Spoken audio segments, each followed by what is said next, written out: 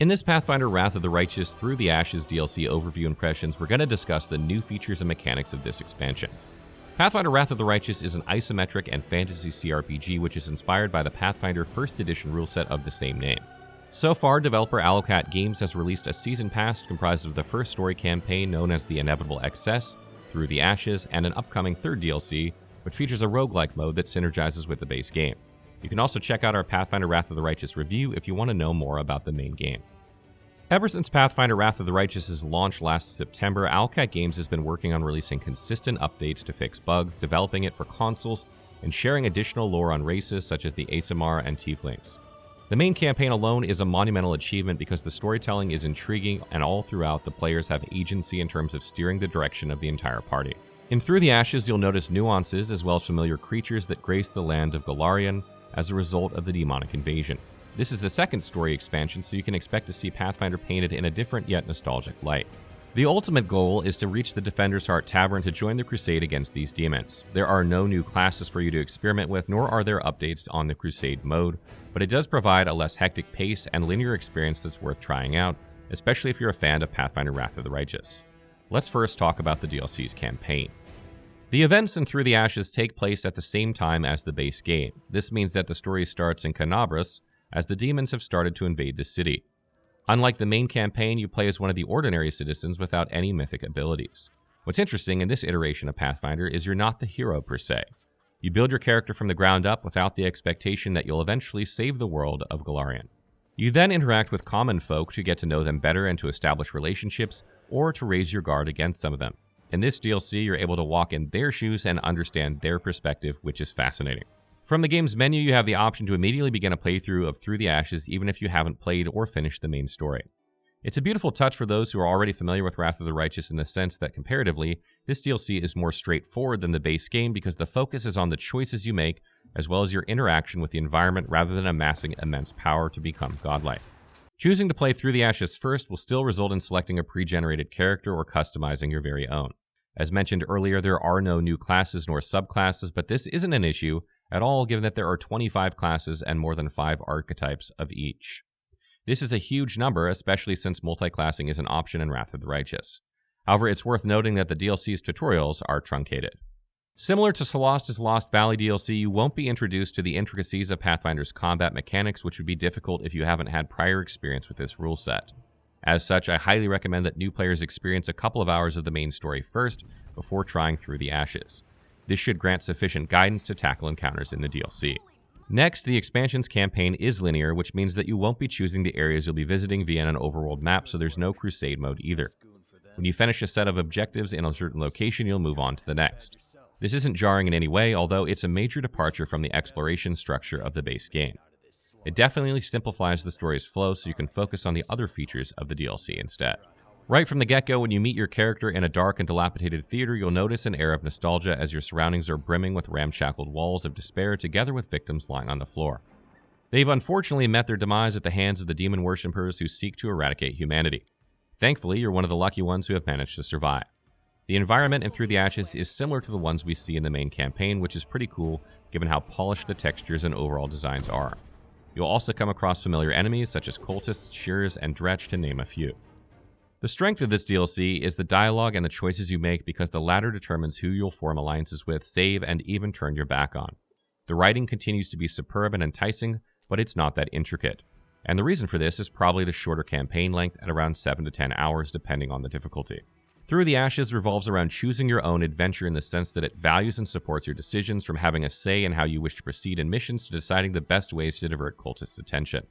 Because of this, your skills play an integral part, such that it improves your chances of success. Even if you're not the hero this time around, you still have an impact on those around you since the fate of your party continues to rest in your hands. The DLC aims to answer the questions about your survival as well as the few or the many that you wish to save. These are critical because the NPCs or companions who join you on your quest will consequently alter parts of your experience of the game. For instance, if a certain character were sick, then you won't be able to clear a roadblock for you. Instead, you'll have to figure out another way to do so. When it comes to companions, you'll be able to recruit 2 major NPCs who go by the names of Rakarth and Sendri.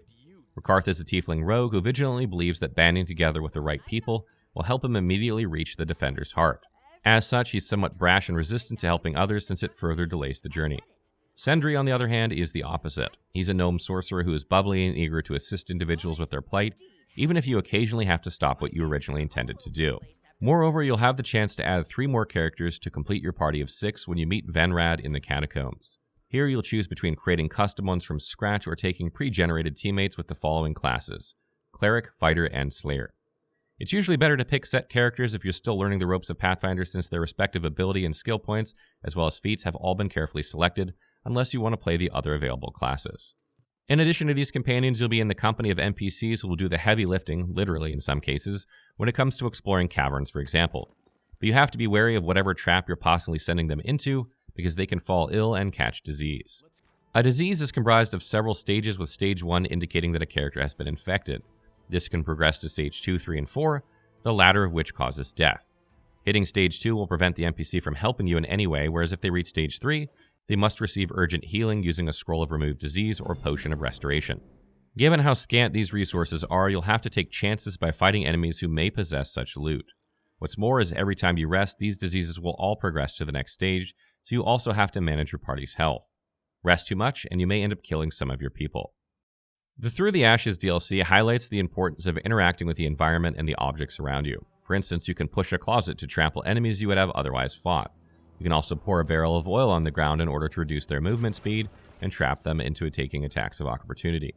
However, it's not all fun and games, because some interactions can literally kill the party, so be sure to pay close attention to what you're clicking. Remember to look for any relevant object before an encounter starts, because you won't be able to interact with it afterward.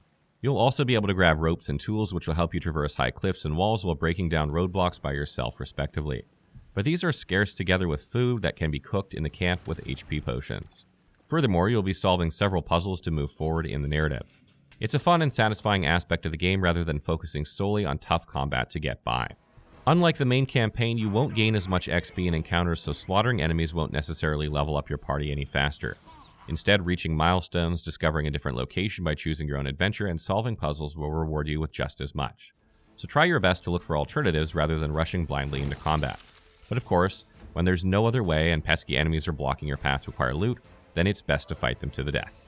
Additionally, combat is a bit more challenging in the sense that you don't immediately gain access to a lot of equipment. It therefore takes a lot of time, exploration, and looting to build your characters. The Through the Ashes DLC costs $12.99 USD or $28.99 if you purchase the Season Pass. This also includes the previous Inevitable Excess DLC and the upcoming roguelike mode. Regardless of what you end up choosing, it's worth noting that the second DLC is a fun, engaging experience, even if you prefer combat and experimenting with builds. More focus is placed on the story, the choices you make, and the way you interact with the world around you. So if you enjoyed these specific RPG features, then Through the Ashes is a sure buy for you. There was a cosmetic issue in terms of labeling key locations, but apart from that, I didn't encounter frame rate issues or any major bugs. Final thoughts. Pathfinder Wrath of the Righteous has always been a CRPG that's rife with adventures and memorable characters. There's a surplus amount of content, which keeps pulling players back in, and Through the Ashes DLC is no exception. Not only are the NPCs heavily involved in your journey, but you also have alternatives to facing enemies by interacting with the environment. Meanwhile, the visuals, voice acting, and music continue to be commendable like before, because of how instrumental they are in creating a dreadful atmosphere to show the horrors of the demonic invasion. If you enjoy making critical choices, controlling the fate of the party by engaging in their respective side missions, solving puzzles, finding secrets as an alternative to outright combat, and exploring the other sides of Canabras as an ordinary citizen, then I highly recommend purchasing Through the Ashes. It's a unique and unforgettable experience in the Pathfinder space, as you get to focus more on the game's storyline. Be sure to check out our Pathfinder Wrath of the Righteous wiki and Twitch channel if you have questions about the game. You can also check out our builds and companion guides. We also have a beginner guide if you're new to Wrath of the Righteous. What did you think of the Through the Ashes DLC? Will you be playing it? Let us know in the comments below.